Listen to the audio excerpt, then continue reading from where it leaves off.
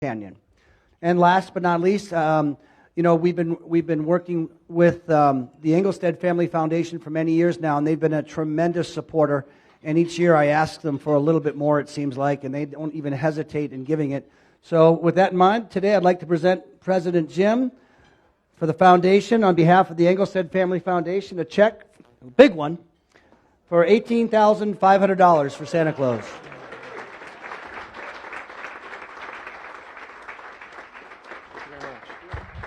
Thank you. So with great appreciation for their continued support of the Engelstead Foundation, and also very excited to have a second check and presentation today for the Sunrise Children's Foundation, and this was selected by my partner Gwen Mullins, who is here today with me. We work with her. She does quite a bit of probate and estate planning work. She's really good, and so she selected Sunrise Children's Foundation. And so on behalf of Howard and Howard and the Las Vegas Rotary Foundation, Inc., it is my pleasure to present you with a check for $5,000.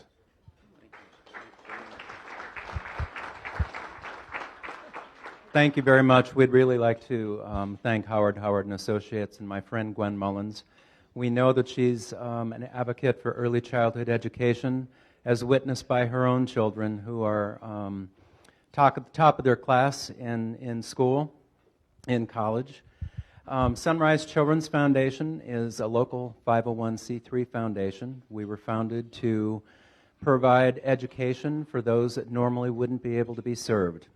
Our services are provided 100% free of charge to our families.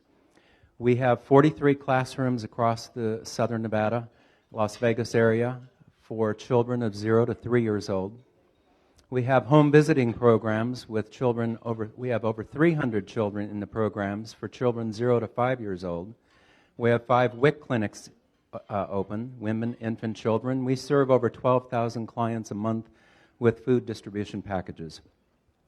Most of our programs are fortunately federally funded, but the program that we are honoring today is HIPPY, Home Instruction for Parents of Preschool Youngsters. It is the last home visiting program left in Clark County. We go into the homes and help parents become the child's first teacher. These people cannot qualify, cannot afford school readiness programs to get these kids ready for school. And a couple years ago, it was determined by the University of Washington Brain Center how important early childhood education is. We now have scientific proof that the child's brain is almost fully developed, 92% developed by the time the child is 5 years of age. So it's very important for us to teach them arts and music, social skills, communication skills, self-sufficiency, right from the go. So these funds are very important. This check alone for $5,000 will give 55 kids curriculum for a whole year. Yeah. So we really do appreciate all of your efforts. We love working with you, knowing that education is important to all of us. Thank you very much. Thank you so much for supporting a core belief of this club, and we're more than happy to donate to you. So thank you for coming. Okay, could you take the microphone over to Katie Decker, please?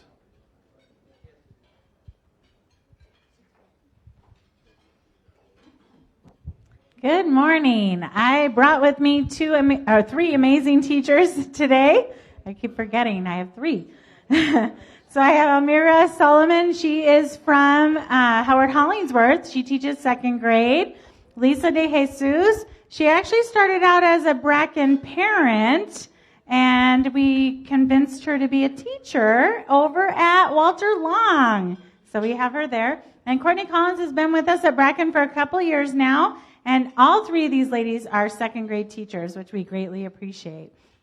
So not really any big updates happening at the school other than we're gearing up for Thanksgiving holiday. We've had a lot of support from the community giving us some meals and different things that we can provide to our families. We do have high needs at all 3 schools in terms of food, clothes items, and things like that. So we do appreciate the support that we're getting. Last week, I think I told you I was writing a grant for fence slats, but we believe that DaVita Dialysis is going to pay for those over at Walter Bracken. And then another company stepped up to build our track at Walter Bracken. So we'll be asking the club for books that we need also. We always need things. So thank you, thank you, thank you. And our new partner in crime here, Brian wants to say. Hello, everyone. I had the opportunity to participate in the Principal for a Day program with Katie Decker earlier this week. And Katie gave me a whirlwind tour of her 3 schools. And we discovered that there's a problem over at Bracken that I can personally identify with, that I'm hoping the club can help with, that the basketball hoops are too high up for the kids to be able to. So, so we'd like to ask if anybody is able to or knows somebody who would be able to lower them down. We believe it's just a matter of removing some bolts and moving it down and then replacing them. But if you know somebody who might be able to help with that, or you personally be able to help, please let me know. Because I know that when I was a child, if somebody had done this for my school, I would be a professional NBA player today. So, thank you. Thank you very much. We have a quick video, and then we're going to have a tremendous, and I do mean tremendous, presentation in just a minute. But please pay attention to this because it's relevant to the presentation.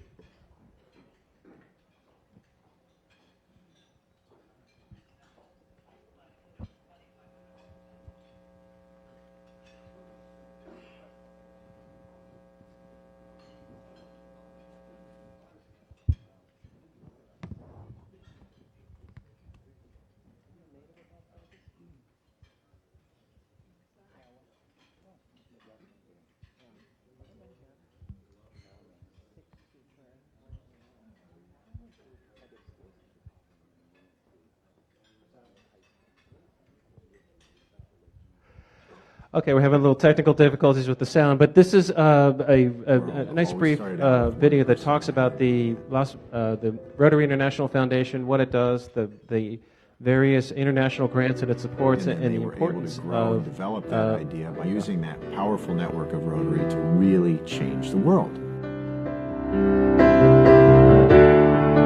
We are active. We are effective. We are really alive. Our foundation has always been dedicated to improving lives. The first grant provided aid to disabled children. Today, we are on the verge of ending polio.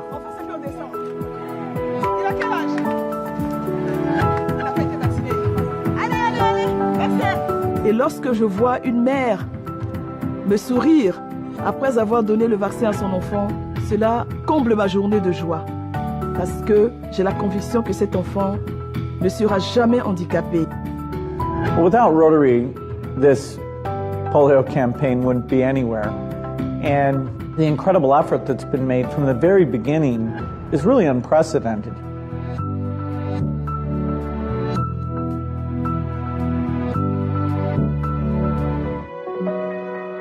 In the wake of a world war, we made a global impact by funding scholarships for international study. Today, we train the next generation of global peacemakers. The Rotary Peace Fellowship takes people who have the desire to learn and gives them that opportunity. Good intentions alone are not sufficient. This is one of the most important things an international organization like Rotary should do. We all see this as a passion. We've got to do something for change. Not only for young people today, but of tomorrow. Rotary is dedicated to personal and professional connections, so we created Group Study Exchange to build international understanding. Today, our foundation supports vocational training teams around the globe. You turn the dial until this color matches this color. The VTT program allows people to bring specific skills to improve another country. Rotarians wanted to broaden their impact, so our foundation began funding their projects. A decade later, we began supporting larger projects to address health, hunger, and other humanitarian needs. Today's large-scale grants are measurable and sustainable. They allow us to tackle humanity's greatest challenges.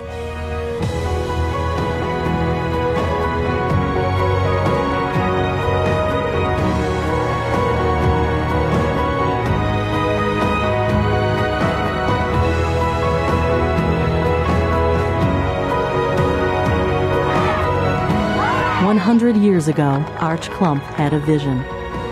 His vision has become our legacy. The Rotary Foundation is a great tool to transform the world.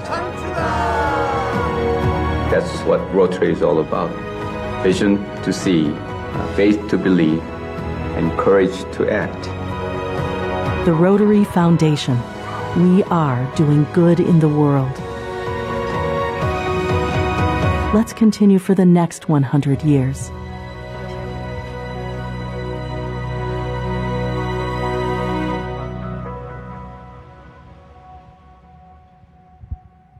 So that's a summary of what your Rotary Foundation dues go to. And at this time, I'm really honored and overjoyed to invite Michael Gordon to the front, who's going to then introduce Joan Murdoch for a very special award.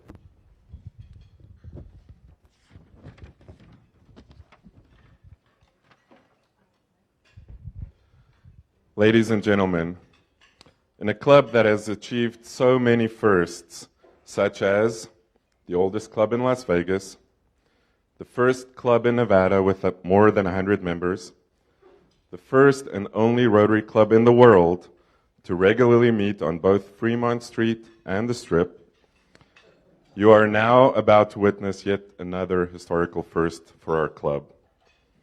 For the past 96 years, our club has been a strong supporter of the Rotary Foundation, and as of 7:30, 8 o'clock-ish last night, these are the latest statistics.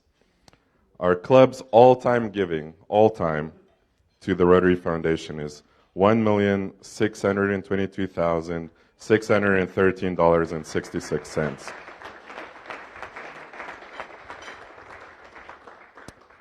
We have 4 current Bequest Society members. If you don't know what this means, come and see me afterwards or Google it. 4 current Bequest Society members. We have 5 current benefactors in our club, but we have had 13 in our club's history. We have 103 current Paul Harris Fellows in our club, but in our club's history, we have given out 715 Paul Harris Fellowships, of which 241 have been multiple Paul Harris's. In Rotary year 2010-2011, past President Tom Axtell's year, we became a 100% Paul Harris Fellow Club, a status achieved by less than 10% of Rotary clubs worldwide. We currently have 12 major donor level 1 members in our club, but we have had an additional 9 major donors, some of which have been our beloved members who have passed away, and these include, of course, Erwin Kishner, Ken Miller, Cyril Wingert, and Jason Buckley. And since 2007, our club has given $49,180.25 to eradicate polio, the highest amount given in the state of Nevada during that time. So as I mentioned earlier, today we are reaching another TRF milestone in our club.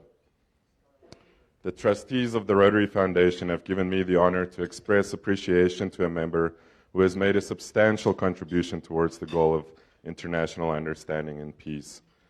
And in so doing, this member supports the humanitarian and educational programs of the Rotary Foundation that make a difference in the lives of others.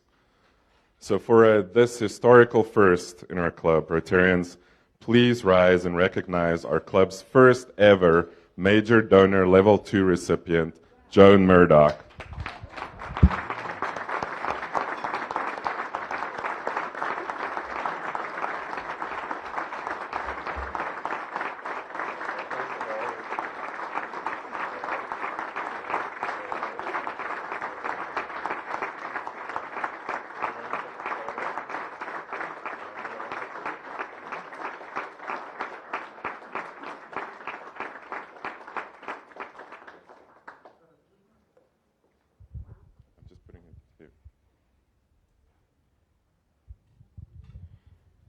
Well, club members, I didn't think I'd cry, but I probably will cry because I never expected this. I've been donating to Polio Plus since I joined in '87, and I've been a member of the Paul Harris Foundation a long time. And I just donate and figure it goes someplace where it's needed. And I see places that got that money, that fellowship. I support children in Colima, Mexico. I've done that for several years. Have 3 students who've graduated from college in Colima, and I've supported children and juniors in high school and high school students, and when they go on to college, well, I support them then too. I just enjoy, I love Rotary. I love Rotary. For me, this is the one place that I love to give my money, because I know it goes for a good purpose.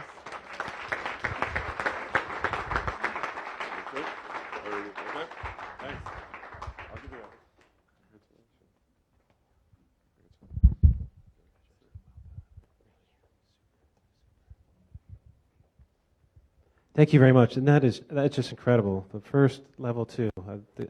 Congratulations. And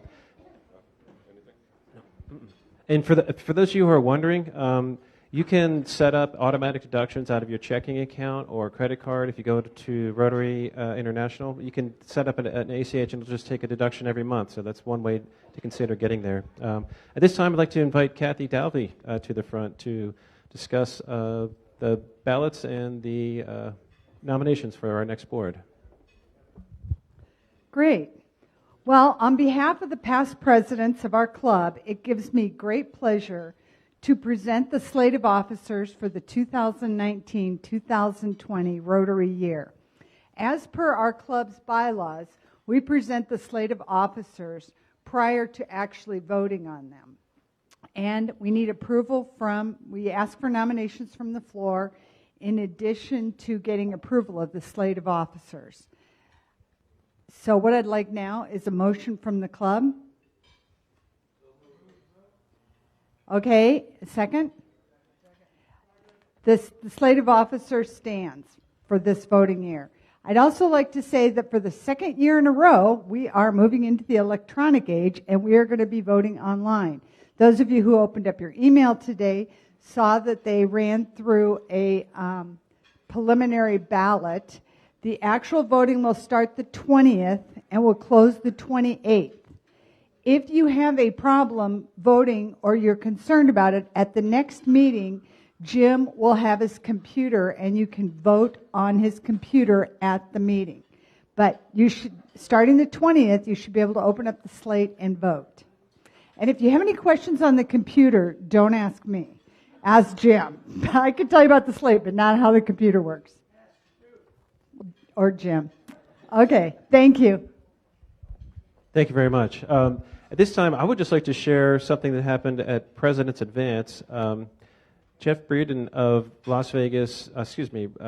Boulder City Sunrise came to me. He was super excited, and he pulled this out of his briefcase. And this is a program from our 50th anniversary gala, and he presented it to us formally as a gift. And so I'm going to give it to Sean. I'll leave it up here if you want to take a look at it. It's really interesting. It has a description of our formation, and a little bio of each of our charter members. It's really quite a neat program. So I just wanted to let you all know that we received this as a gift and that we will have it. And Sean is going to take possession of it, and hopefully we'll bring it back out at our 100th anniversary gala, and we'll have it on display at that time. Okay, Tina, if I could get you back to work again. Could you take the microphone to Marie Walsh for a recap of Breakfast with Books?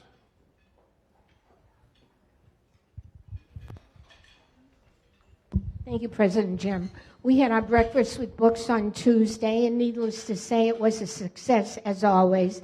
And because of the Rotarians that came, it was a great success. I have the totals for you.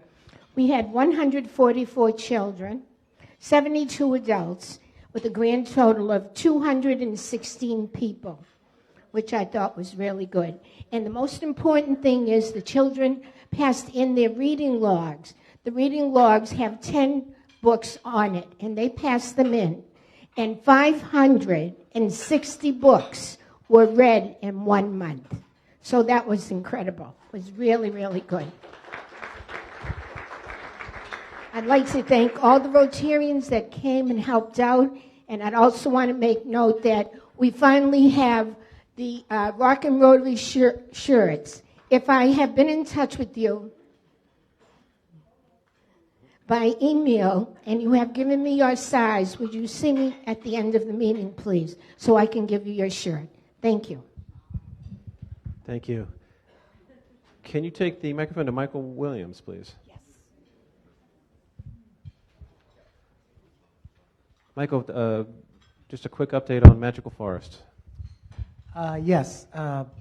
Magical Forest is coming up in December. It's right after our Rotary Club meeting at 5 at night. You don't even have to be there on time if you get off work late or something. Just show up and I'll be there and guide you what to do. You get your choice of who loves the choo-choo train in here, who's always doing that. And I just float around and relieve everybody from wherever you're at in Magical Forest. It's a fun time. Everybody always has fun coming. So. Yeah, it's going to be a great time. It's December 20th. It's going to be that'll be after our last meeting of the year, so we won't see each other until January. So I encourage everybody to come out and have a good time at the Magical Forest. Could you take the microphone to Dave Thorson, please? Excuse me, past President Dave Thorson. Very happy to be past President Dave Thorson.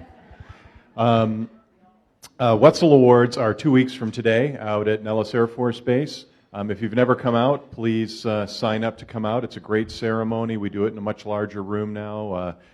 People from their units come out to support the people, and they're really fine men and women. I think you probably met some of them when they've come to our lunch in the past. They're really fine men and women. I have the privilege of working with them almost daily now.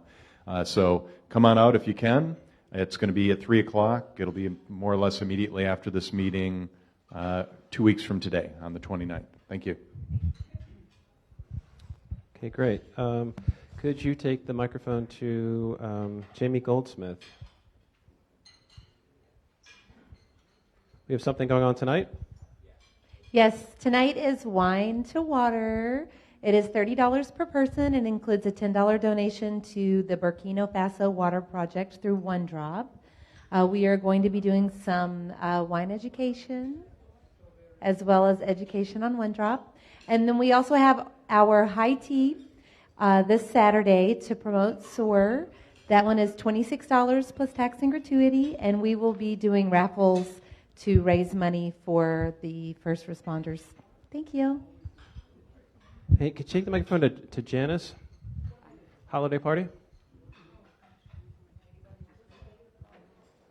6. You should do the announcement. So just a reminder, we're going to be at the fabulous Treasure Island Hotel with a great menu, always do a great job every year. And it is Thursday, December 6th. Of course, we get to recap Santa Claus afterwards. I'm so excited to be able to go this year. Fantastic. Thank you. Can you take the microphone to Lucy Perotti, please? Yes.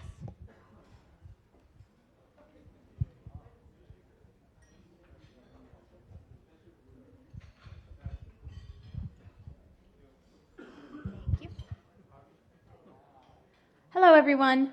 Just a reminder that the final count for the canned food drive is next Wednesday, November 21st. We have raised $6,844.77, which is pretty good, but as most of you know, Eric, my significant other, was the 25 Club president last year, and he actually raised $7,305 this year. So this competition is now personal to me. So anything you can do to help would be great. Thank you. Thank you very much. Okay, that brings us to everybody's favorite part of the program, the raffle drawing. Today's amount is $3,867 plus today's take. The winner will get a chance to draw a joker out of the deck of the cards for one half of that pot. The ticket number is 6815651. 5651. Steve Kwan.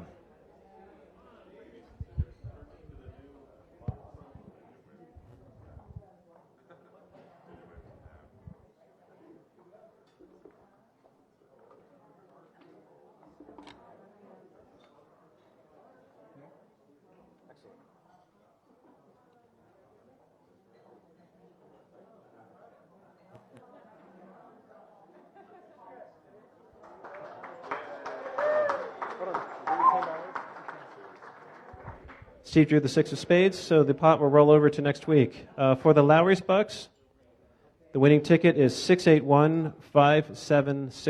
5761. Assistant Governor Gordon. Excellent. Thank you, sir. Thank you.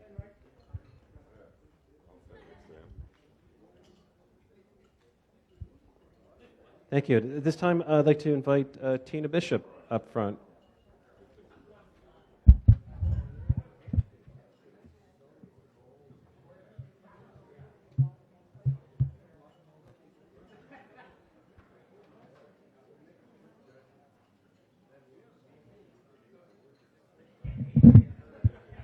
Hi, everybody. It's my pleasure to introduce our speaker today. Our speaker is a local girl. She was raised in Boulder City. Her family still lives there. She is a graduate of UNLV with both her bachelor's and master's. Bachelor's is in nutrition and her master's is in urban leadership. I asked her to tell me something personal about herself, what she liked to do, and she said she liked to read books on leadership and food. So I invited her to lunch. I thought that would be good. Currently, she is the program director for 3 Square Food Program, and she is in charge of the children's nutritional programs and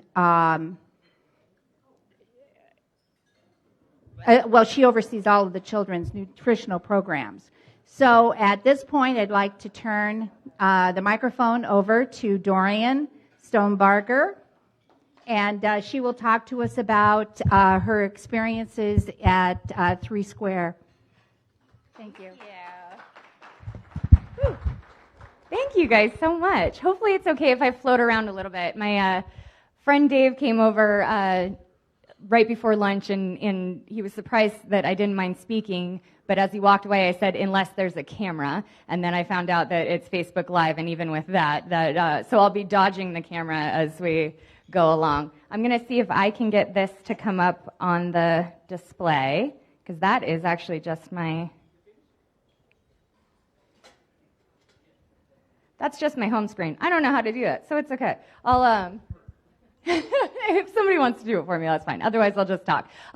So thank you guys so much for having me. It is really, really nice to be here. This is my first Rotary Club meeting that I have ever attended, and what a neat bunch you guys are. I've already sang. I have also learned that I can't sleep on top of a refrigerator, so, my day has changed from this point forward. But I think that we have a lot of things in common of what we're working towards, and so I have the pleasure of talking to you guys today. But I did also just learn that Brian Burton came about a year ago, and I'm not sure if you guys were present at that time, so I hope that I won't repeat anything that he said, but I do have a specialty, which is childhood nutrition, and so we will start to focus on that.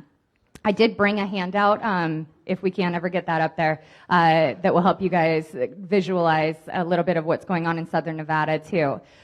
So as far as the background, 3 Square just celebrated their 10-year anniversary, and it was actually started at the very tail end of 2017, but we did our grand hurrah in 2018.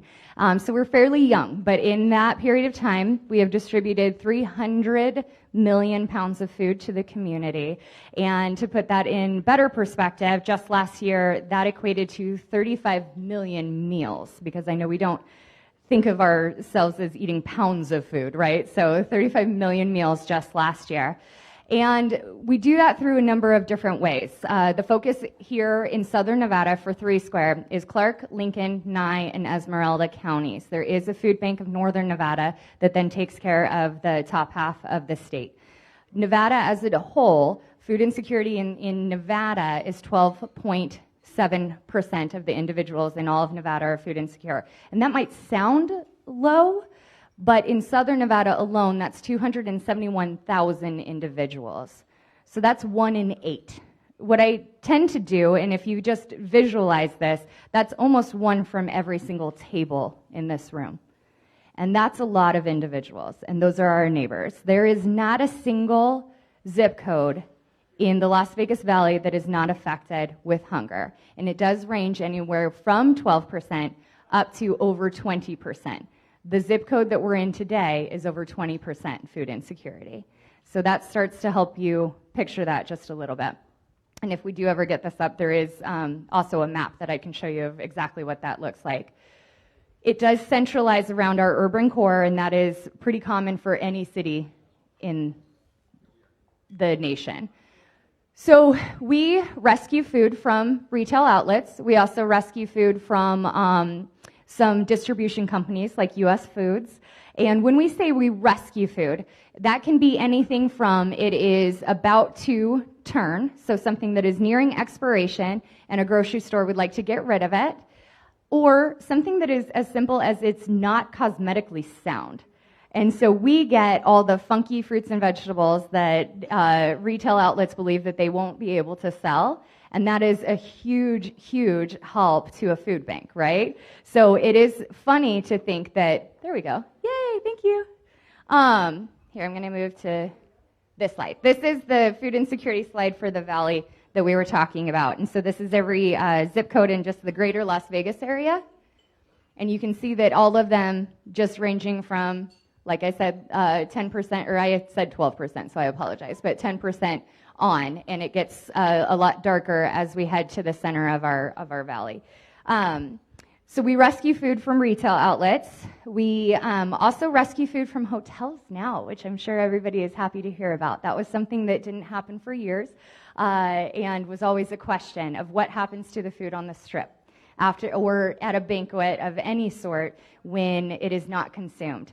And there is a lot, as you can imagine, of rules around that, right? So there's a lot of health district stuff that needed to be figured out before that was possible. There also used to be a pig farm that made it very easy for that to be the place that it donated to. And so, I mean, it kind of was a full feedback loop, right? So it went to the pigs, then we ate the pigs, and then, it became food again. But now that that's not necessarily an option, we have also figured out a way, which is flash freezing the items that come from, this is the unserved product that is purchased for banquets, weddings, conventions, anything that you can think of. If it is unserved to the public, we can go recover it, bring it back to our location, flash freeze it, which means we bring it down to frozen temperatures at a faster rate than letting it cool and then putting it into the freezer. And then it can be available for our agency partners. And it's amazing, absolutely amazing. So that has happened within the last couple years. So we rescue the food. We also purchase food, which I don't think that is thought of very commonly for a food bank, but we do purchase items because there are some staple items that are not commonly donated. And I can't wait to see what comes out of your guys' food drive, and I'm rooting for you too. I want you guys to win in all the competitions, right? But there are food items that are not consistent enough. So we need a lot of proteins. We need a lot of beans. We need a lot of grains like rice. We definitely want pasta, peanut butter, things that we want to be available to our agency partners often, but is not coming through at a steady pace. Food drives are absolutely beautiful, but you can imagine that when you are putting your stuff in there, that there's quite an assortment, and so you can't guarantee that anything is coming out of that. So that's another way. We do a lot of federal programming. So that's also a little bit of my world. So federally funded childhood nutrition programs, which we'll talk about. We also operate TFAP, which is the Emergency Food Assistance Program, which is a monthly distribution that is run through the USDA and then here locally through the Nevada Department of Agriculture. We also operate a SNAP benefits program, so SNAP outreach. We help individuals sign up for SNAP benefits, which is what food stamps used to be, supplemental nutrition assistance programs. So that's something that also enables individuals to go to the grocery store themselves. So there's a lot of working with individuals to also help their situation, not just give them a bag of food, right? Then we do have a government affairs department for exactly that same reason too. There's a lot of policies that need to be put in place and remain in place in order to ensure that all of Nevadans are food secure. An example of that would be, and would be interesting for you guys and your focus area, is just a few years ago, which maybe Katie can give us also some background on how that went. But in 2015, the legislature passed that ensured that our most at-risk students were receiving breakfast during their school day. Now, it was already available, it was already funded, it was actually just moving the time of breakfast because it was still fairly low participation. We were actually number 25 in the nation for breakfast participation, even though those students did need the meal and they were food insecure. Switching that time that the meal was served, Nevada went from 25th in the nation to number 7th in the nation, just changing the time that that meal was served. So that was a big win for Nevada. So we do have a government affairs department that works on things of that nature. For instance, this year we have some initiatives involving senior nutrition as well as some of that grocery rescue. But as Tina mentioned, my role is program director is childhood nutrition. And there are some very, very debilitating effects that a child has if they are food insecure. A child's body first devotes calories to basic bodily function, then to social interaction, then to learning. So it's the last thing that they are able to do if they don't have enough calories entering their system. So it is very important for 3 Square and everyone working on food security that we want to make sure that they do have access to that already available breakfast at school, right? We want to make sure that they have access to that already available school lunch. Then beyond that, 3 Square works hard to make sure that we can provide at-risk after-school meals, which is also a federally funded program. We work to ensure that they have access to bags of food to take home over the weekend, which is our Backpack for Kids program. That is donor funded. Then during the summer or any other school breaks, but typically known as the Summer Food Service program, so that there is no break in access because the child will actually not advance to the next grade level if they spend an entire summer lacking calories. So there is a lot of work that we do just to ensure that they are never skipping any meal, hence the term 3 Square, right? 3 square meals a day. Nobody talks about that anymore, but that's where that name came from in case anybody ever forgets what the name is. We get called 4 Square a lot, but 3 square meals a day. We have also started some other initiatives which are actually more social enterprises.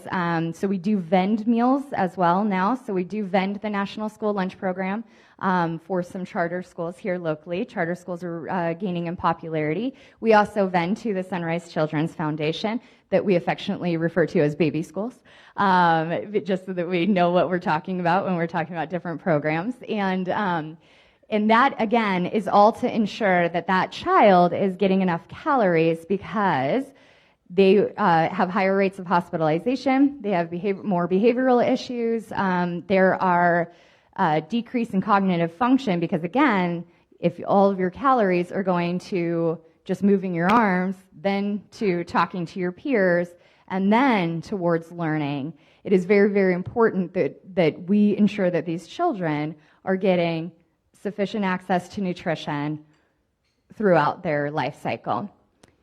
When we also say access to nutrition, there is a lot of work that we do with regards to nutrition education, because access is not necessarily just from availability, right? And also nutrition is not nutritious unless it's consumed. So we have to do a lot of work on our end of not only providing the food, but also talking about it, what it is, what it can do for you. You know, the simple things of making sure that children know that carrots are good for your eyes, and all of the other things, all of the other vitamins and minerals. I went to a school a couple years into my time at 3 Square. It was Tom Williams Elementary School. It's a little bit on the east side. And it was for at-risk after-school meals. They had a grant-funded after-school meal or after-school program, and we were going to start providing the meals. And I went on the very first day of service to make sure that everything went smoothly, that delivery was fine, stuff was stored correctly, all the paperwork was filled out just fine. And the kids were so appreciative. They had been running up and thanking me and giving me hugs. So sweet. They initiated the hugs, by the way. Never initiated contact with a child, right? So they were so grateful, and so they were so welcoming to have me sit with them and chat while they ate. And as we're sitting there, a little boy stands up and he asks his peer across the table if he wanted to trade his white broccoli. It was cauliflower. He didn't know what it was. None of them knew what it was. And here we thought it was a very staple, common, core vegetable for the plate. Nobody knew what it was. So at that moment, I realized how much better we needed to do when it came to nutrition education. So we had created, of course, a number of handouts. We trained every coordinator that we have. We now have a registered dietitian on staff. I mean, this is years later. It didn't happen just off of that. But there was, a wake-up call for me that it also just providing food is not enough, right? So as the day went on, I stayed so that the coordinators, that I knew that they were comfortable operating the program without me the next day, because I wasn't going to be there every day. And the kids went out to recess to play for just a little bit as we cleaned up the cafeteria.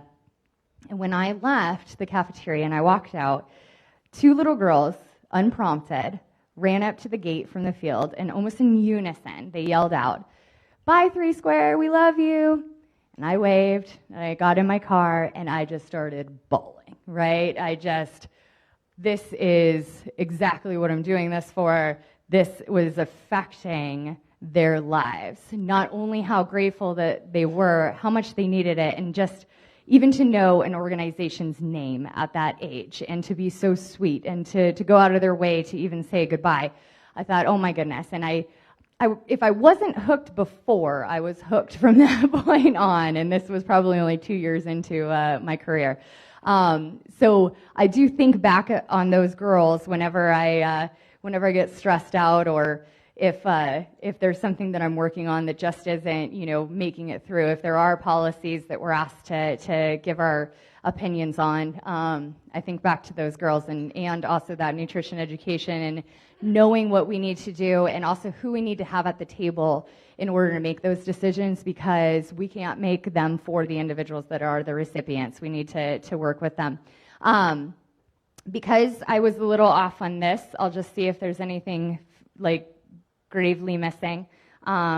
This just launched, and it might still be interesting even if it's out of order. But so 3 Square, we have actually just revamped our strategic plan, and we decided to split the valley into regions, because I think that you would feel fairly comfortable in knowing that most community initiatives obviously happen from somebody living in that community or working in that community, having a connection with your actual area, rather than thinking of the valley as a whole.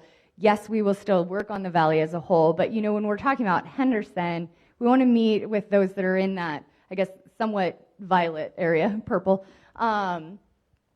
area. We want to talk to the leaders there. We want to talk to the stakeholders there. We're going to start focusing on areas a little bit more regionally. When we're talking about food rescue, we're going to be looking at grocery stores, and are the grocery stores that are being rescued from in the red region, is the food staying in that region or is it reaching all the way across? Because there's also a lot that can happen there as well.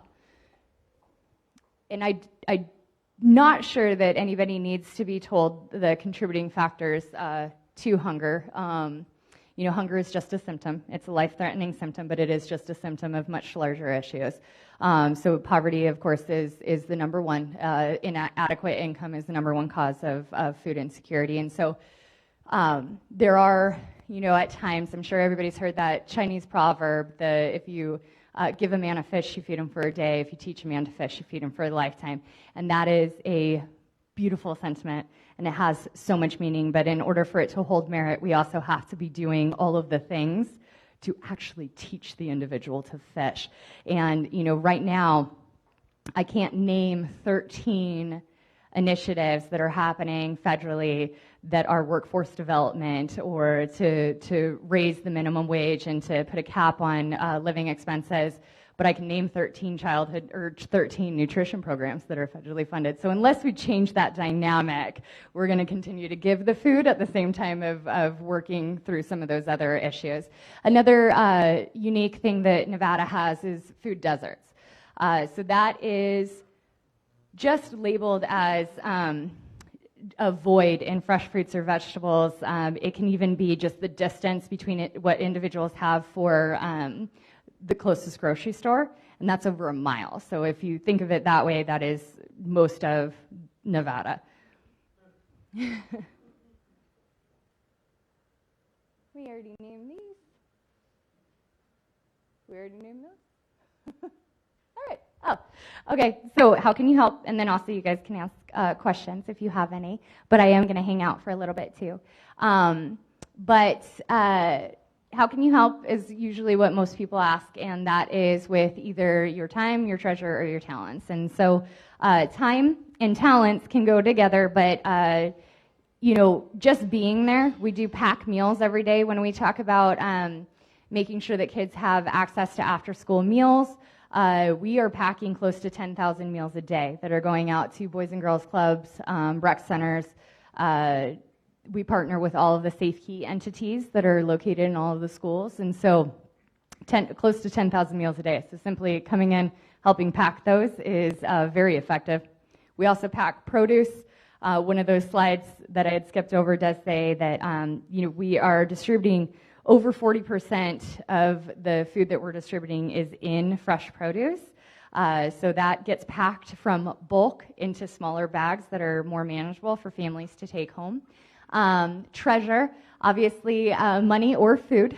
That would be your treasure. And so I did mention that you get kind of a mixed lot with food drives, but we will never turn down that mixed lot, believe me, because those are beautiful things for our agencies to get directly. And then your talents. So if you have a specialty, if anything that I mentioned today, you're like, I know a lot about that. I know a lot about policy. I know a lot about Facebook Live. I know, I love photography. Anything that you are passionate about that you can offer your time, it can be specific, right? It doesn't need to just be packing potatoes with us. There are things that you can offer that would make that very, very valuable. If you love spreadsheets, I don't. So there are things that you can do data entry-wise that can help us out. And data is a huge deal when it comes to, the only reason I'm able to give you statistics of anything is because that data is entered somewhere by someone, right? And so it is very important that you also, and that's with any organization, let them know what you would like to do. If you want to hang out in our office and assist there rather than, again, being in the kitchen or whatnot, then we will take you. And that's my information up there. But I do want to open it up for questions if anybody has any. Yay!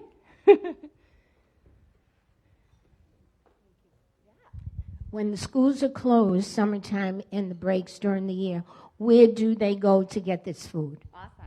So there are, between both the school district and 3 Square, there are about 200 open sites.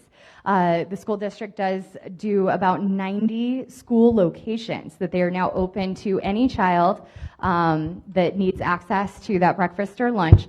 And then we have about 100 sites ourselves.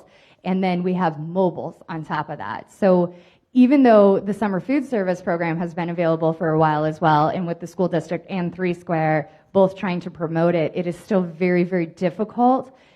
As you can imagine, it's very hot. Kids walking to go get food anywhere is not that realistic. And so even with it available, we are serving less than 15% as the state as a whole. Less than 15% of the kids that are on free or reduced lunch are also accessing that free breakfast and lunch during the summer months. And so we did start mobiles recently where we take, they're actually refrigerated vans, but we pretend they're ice cream trucks, right? They go into apartment complexes across the valley and actually feed the kids there.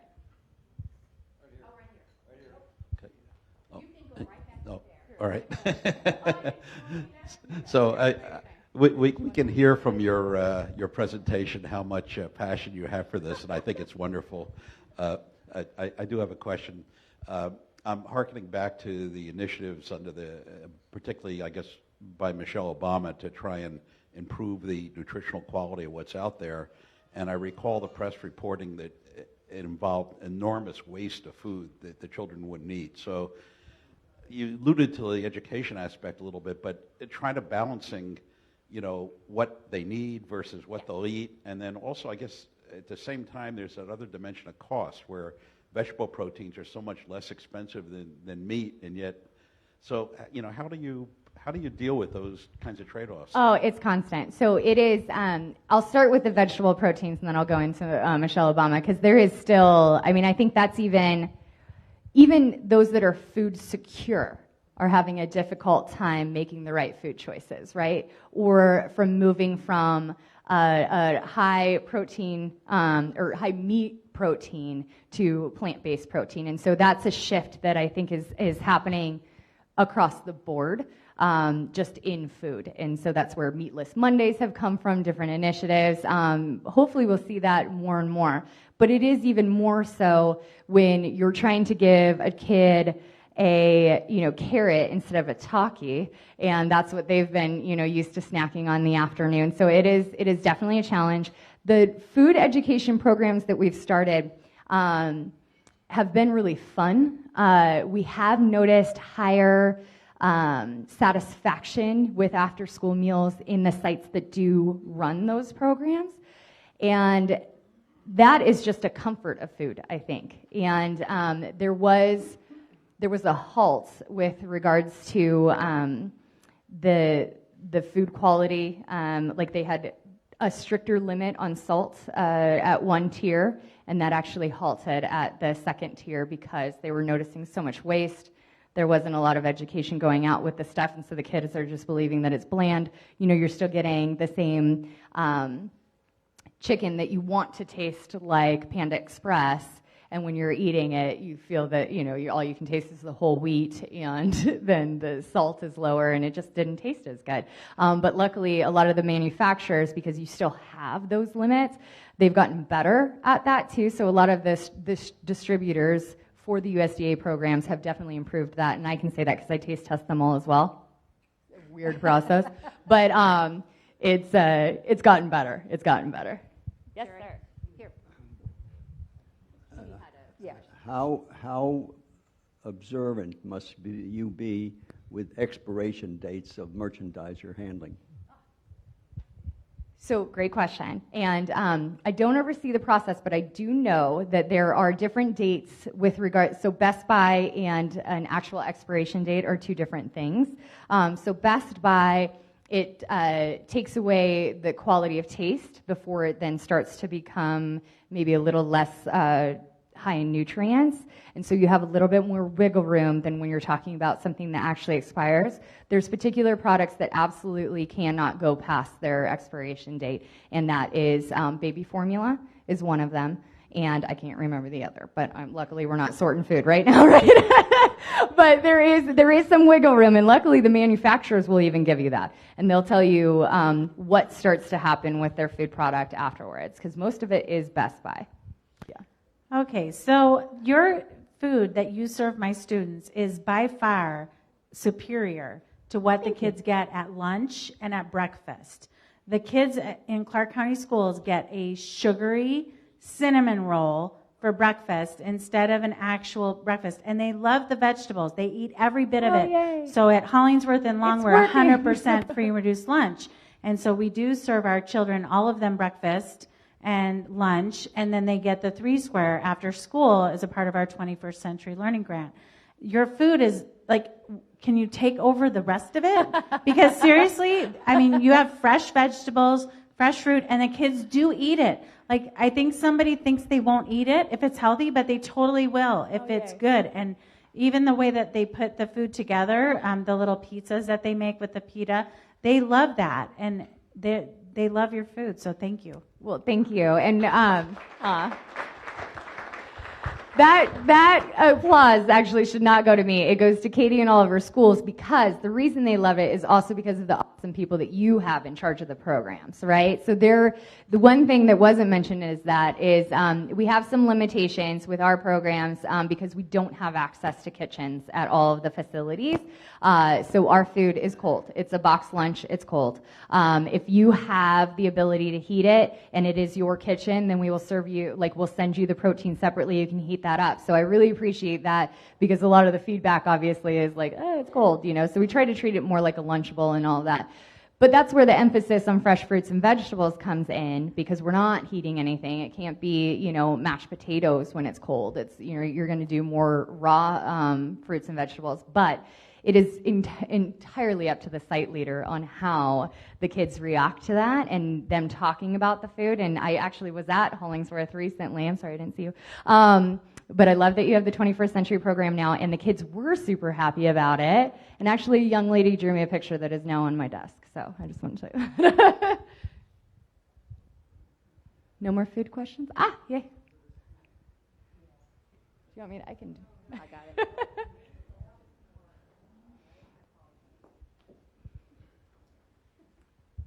Two questions. How does someone qualify for your program, the after-school program? And secondly, is there a thought about feeding the family on the weekend? Is there food enough for a family of 4 or 6, or is it just designed for one child? Okay.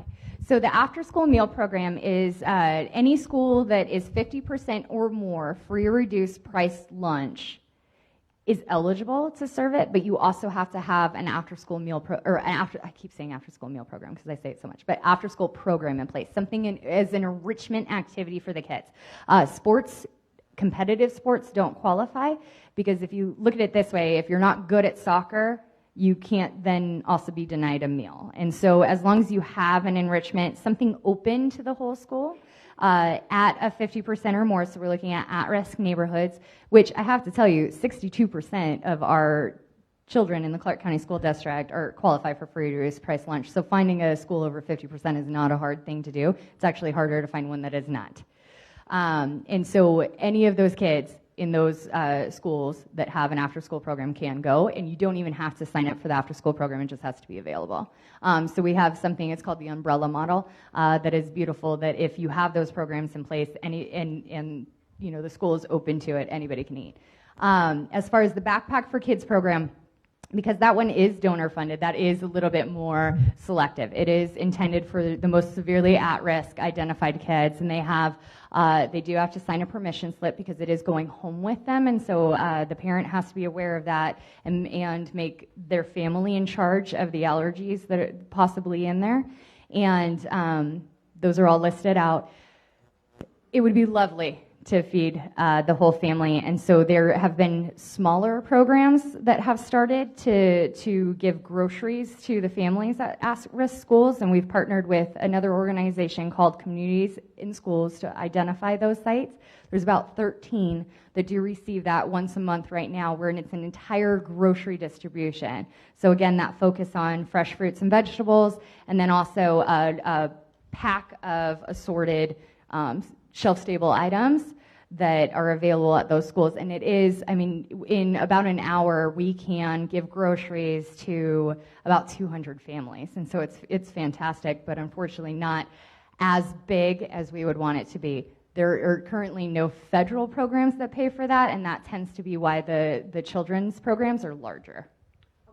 There's another aspect to your Three Square, I believe. I'm on the board of a house for women who are addicted to alcohol and drugs, and they have a 30-day program, and we get food from Three Square. So that must be leftover food items that you can't use for your school programs. So we do have a number of other programs, and it's fantastic. I'm glad that you guys are partners with us. We have about 1,600 partners in different varying programs. And so outside of the childhood nutrition, we do purchase food for agencies for you to have that. And then also that's where some of the rescued food comes in for sure. So I'm very glad that you guys are partners. Thank you. Thank you very much for coming and talking to us. I would like to present you, as we do to all of our speakers, the Share What You Can Award. And we will feed a needy veteran with a hot meal in your name today. Oh, thank you so much. That's going to make me cry. Thank you. I really appreciate it. Oh, my goodness. Oh, now I'm crying, though. That's a good cry, though. That is great. That's a great cry. Thank you. Thank you very much. So I know some of you are wondering why we're pushing Facebook so much. We're really trying to get the word out about how great this club is to the rest of the world. And I'll just share with you that I was friended by someone from France just immediately after the meeting last week who was watching on video. And we're getting about 700 views a week on our video. So please, the more we share it, the more we get the word out, the more people in the community know. And please do support the chat group and look at the platform. We have a great website, and it's doing a wonderful job, but we'd also like to make our Facebook side as strong and as vibrant as that. And, Joan, awesome. Thank you so much for being such a great Rotarian. Meeting adjourned.